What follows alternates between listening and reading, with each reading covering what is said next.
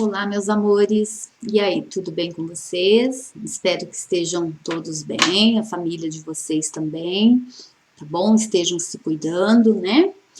E hoje a professora vai vai fazer uma aula diferente aí com vocês. A professora vai falar de uma artista mexicana, né? Que teve que enfrentar muitas superações, muitas dificuldades na sua vida. Ela teve uma vida muito sofrida mesmo, tá bom?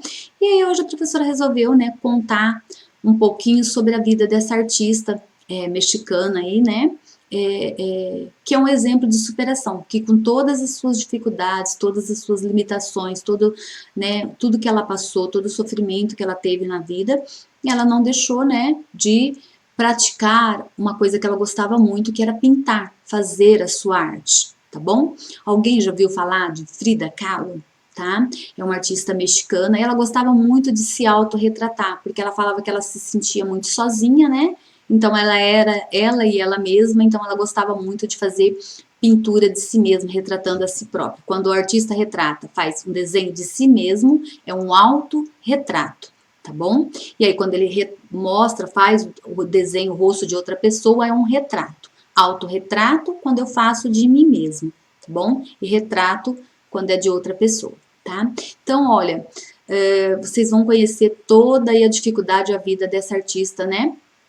Que ela teve na sua vida aí, tá? Durante a sua vida, tá? Magdalena, né? Carme Frida Kahlo Calderón. Nasceu em Coyoacán, cidade do México, né? Cidade do México é onde tem aquela praia muito famosa, Cancún, né? Tá bom?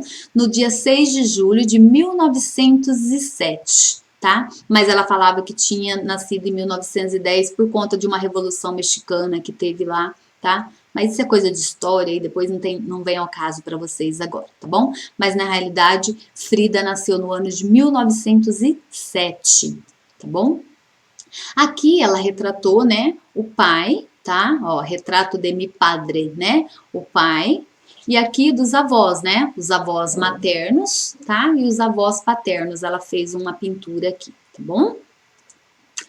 Vamos lá conhecer a vida dessa artista. Vocês sabem por que vocês tomam aquela gotinha? Tomava, né? Até 5 anos de idade tem que tomar, né? Você vai lá no postinho de saúde e tomava aquela gotinha, né? É a vacina da poliomielite, porque antigamente, quando não existia essa vacina, dava uma doença que afetava as pernas, né? A pessoa ficava tipo assim, não conseguia andar, ficava aleijada, tinha uma má formação da perna, tá? Nas pernas, né? Poderia ser uma só, tá? Ou as duas. E aí foi se inventada essa vacina da poliomielite, tá? E infelizmente Frida naquela época, né?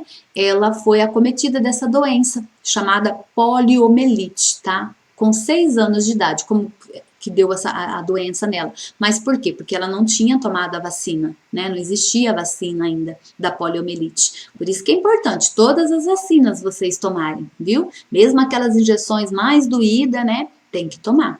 E aí, o que aconteceu com Frida, né? Ela foi diagnosticada com poliomielite, também chamada de paralisia infantil, que a deixou imóvel por vários dias. Mas a grande tragédia da sua vida foi qual? Ela estava vindo num bonde, andando num bonde. O bonde é tipo um trenzinho, um vagão de um trem, né? E um caminhão bateu, tá? Ela estava voltando, né? Da faculdade com o seu namorado, tá? E aí esse caminhão bateu no bonde, tá? E aí o que aconteceu com ela? Por causa desse acidente, um ferro atravessou o seu corpo, né? E ela quase morreu, mas mesmo assim ela conseguiu ter vida, né? Só que ela, por conta desse acidente, ela não conseguiu mais ser mãe, né? O sonho dela era ter filhos, só que ela engravidava e depois ela não conseguia manter a gravidez, tá bom? Então vamos lá, ó, conhecer mais aí, né? Para vocês verem toda essa superação que a artista teve. Então, ela teve poliomielite com 6 anos, que a deixou ela com a perninha aí, né? Ela tinha uma dificuldade para se locomover, tá? Por conta da perna que ela ficou, né? Esse acidente deixou perto da morte, esse que ela estava vindo no bonde e o caminhão bateu. Foi transpassada por uma barra de ferro pelo abdômen que a deixou em impossibilidade de engravidar e sofreu várias fraturas, inclusive na coluna vertebral, que é a coluna vertebral? Que mantém a gente em pé, né? A gente consegue andar, se mobilizar por causa da coluna. Então, esse ferro, gente, ali no acidente ultrapassou e, né, o abdômen dela. E aí foi que eu falei para vocês, ela não conseguia também mais engravidar. Ao todo foram necessários 35 cirurgias. Vocês imaginam a gente passar por 35 cirurgias? E, portanto, foi obrigada a usar vários coletes ortopédicos toda a sua vida. Era muitas vezes vista com roupas largas de homem para esconder as suas deficiências. Então ela usava, colocava roupa de homem bem largona assim, para esconder toda a sua deficiência. E foi a causa dessa tragédia que surgiu a capacidade de pintar os seus quadros, fazendo com que fosse quase a sua terapia e ao mesmo tempo uma forma de demonstrar a sua dor através da beleza. Tá? Mesmo lá com toda essa dificuldade, né? Ela já tinha deficiência, ela da poliomielite, aí sofre esse acidente, a impossibilita de ser mãe, e mesmo assim, né? Ela foi lá pintar para mostrar, né? As coisas, a sua dor, mas de uma forma que? Pela beleza das suas pinturas, dos seus quadros, tá? Então vamos lá. Impossibilitada de levantar da sua cama, seu pai, olha o que seu pai fez. Adaptou um cavalete à sua cama e um espelho no teto. A mãe colocou um espelho no teto para que a filha pudesse pintar. Aí começou uma série de autorretratos. O primeiro autorretrato dela foi em 1926, né? É o vestido de veludo, tá? Olha esse vestido bem bonito. E ela fez o autorretrato dela aí mesmo, tá? Porque o pai adaptou, porque ela ficava deitada, né? E esse espelho conseguia ela ver para ela conseguir fazer as suas pinturas ali, tá bom? Olha aqui como que era, ó, tá? Ela deitada na cama, ó, a paleta aqui, né? E ela, aí tinha um cavalete aqui, ó, com o qual segurava o quadro, tá? Os pincéis aqui, ó. Mesmo ela deitada por conta do acidente lá, ela, né? Ela fazia suas pinturas. Isso não é uma superação, pessoal? Tá? Às vezes ela podia se entregar, ficar ali na cama sem fazer nada, né? Tá? Só sofrendo, se martirizando com aquela angústia, mas não, tá bom? Ela procurou algo, né, para retratar e para mostrar, tá? Então vamos lá, ó. Frida Kahlo. 2 anos depois do acidente, Frida leva 3 dos seus melhores quadros a Diego Rivera. Diego Rivera é um artista mexicano, tá? Então ela pega esses quadros que ela achou melhor e leva para esse artista. Um famoso pintor que conheceu quando frequentava a Escola Preparatória Nacional para que analisasse. Então ela pegou esse quadro e levou lá, porque ele já era um artista, né, conhecido, então ela levou para que ele analisasse esses quadros. Diego reconheceu o seu talento e a partir desse ano que começou o relacionamento onde Diego a encorajava a pintar, influenciando-se na paleta de cores. 1 ano depois, casaram-se. Na altura, ela tinha os seus 22 anos e ele tinha 43 anos. Ele era bem mais velho que ela, tá? Então, assim, ela pintou esses quadros, pegou os 3 melhores e levou para ele analisar. Por quê? Porque ele já era um pintor, ela era novinha, né? Vocês viram, ela tinha 21 anos. E aí ela levou. E ele admirou que ela tinha um potencial, tinha características, dons artísticos, tá?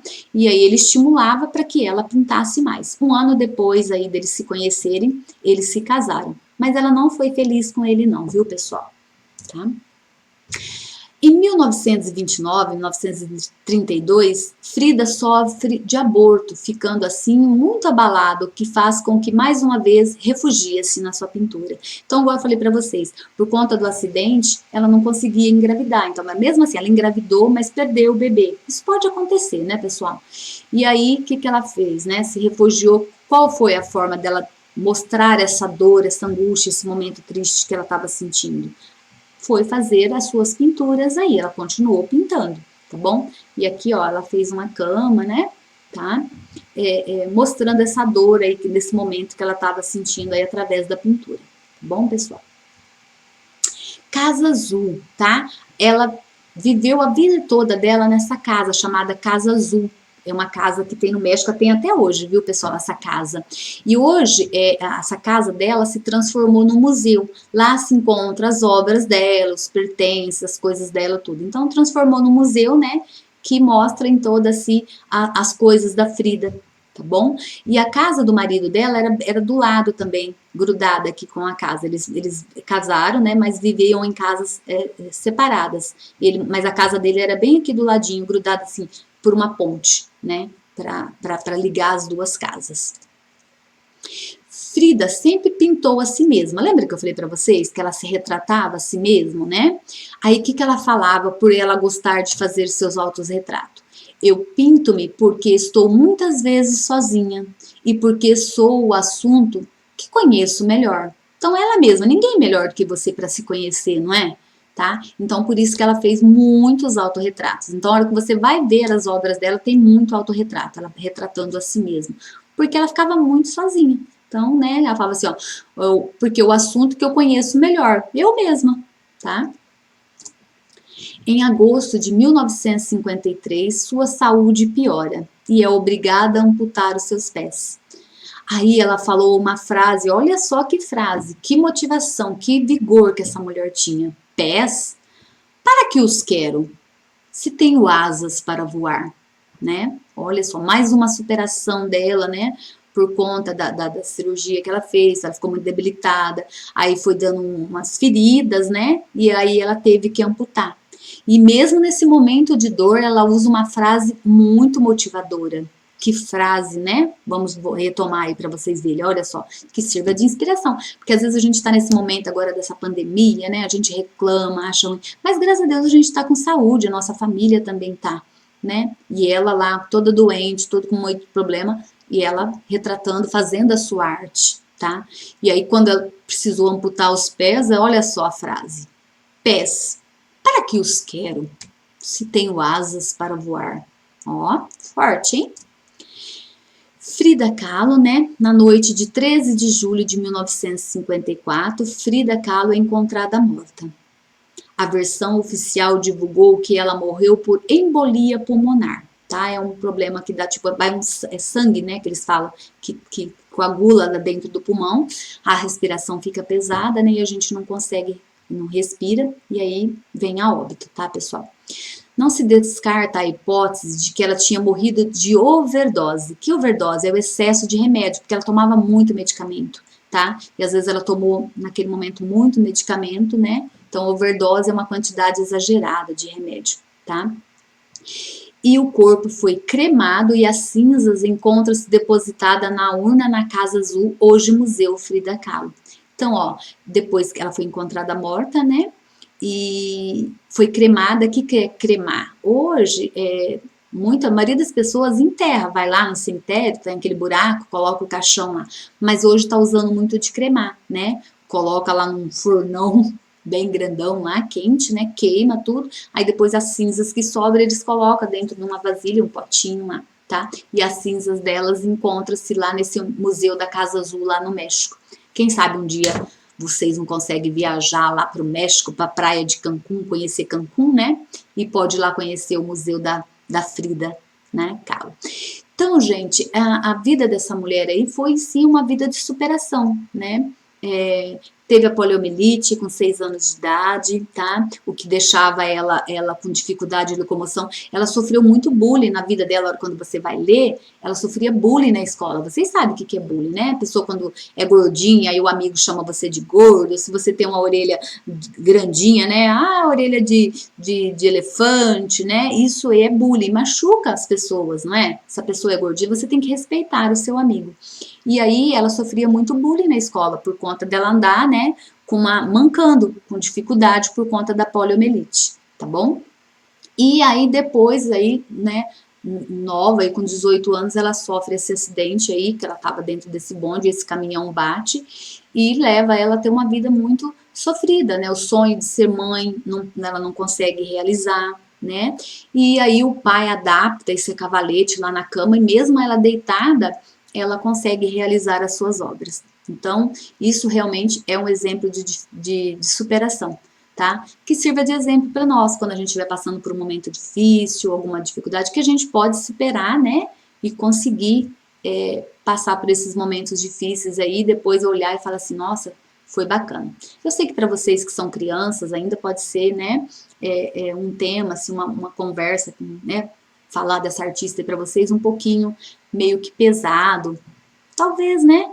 Tá? Mas eu não quero que vocês se sintam assim tristes por conta disso. É só uma coisa de superação, que quando a gente tem dificuldade, né, que a gente pode passar por isso, romper essas dificuldades, tá bom?